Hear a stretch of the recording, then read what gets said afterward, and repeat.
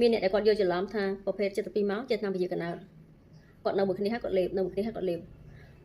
គាត់យកទៅលេបជំនួសថ្នាំពជាកណើតហ្មងនេះមិនណែនាំឲ្យធ្វើអញ្ចឹងឯដោយសារប្រភេទថ្នាំ72ម៉ោងនិងថ្នាំពជាកណើតអត់ដូចគ្នាទេថ្នាំពជាកណើតត្រូវលេបជាប្រចាំរៀងរាល់ថ្ងៃមិនថា21គ្រាប់ឬក៏28គ្រាប់ប៉ុន្តែករណីដែលភ្លេចលេបក្នុងអំឡុងពេលរួមភេទឬក៏លេបអត់បានទៀងទាត់ហើយខ្លាចមានកូនអូខេអាចលេបជាមួយនឹងប្រភេទ72ម៉ោងដែលជាប្រភេទការពារកំណើតបន្ទាន់បានពីព្រោះសកម្មភាពរបស់72ម៉ោងខុសពីសកម្មភាពរបស់ថ្នាំពជាកណើតដែលសកម្មភាពរបស់72ម៉ោងគឺជួយទប់កុំឲ្យធ្លាក់ពងញីសកម្មភាពទី2បើសិនជាពងញីបានធ្លាក់ហើយវានឹងធ្វើឲ្យកស្បូនឡើងក្រាស់កម្រាស់ស្បូនឡើងក្រាស់ធ្វើឲ្យមេជីវិតឈ្មោះនិងមេជីវិតញីមិនអាចជួបគ្នាដើម្បីបង្កកំណើតបានគឺយើងមិនតម្រូវឲ្យស្ត្រី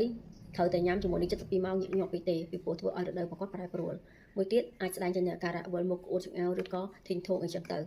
ចឹងហើយកុំយកច្រឡំថា72ម៉ោងប្រើជំនួសថ្នាំពជាកណើតបានប៉ុន្តែអាចប្រើបន្ថែមពីលើថ្នាំពជាកណើតបានដោយមិនប្រើឲ្យញឹកញាប់ពេក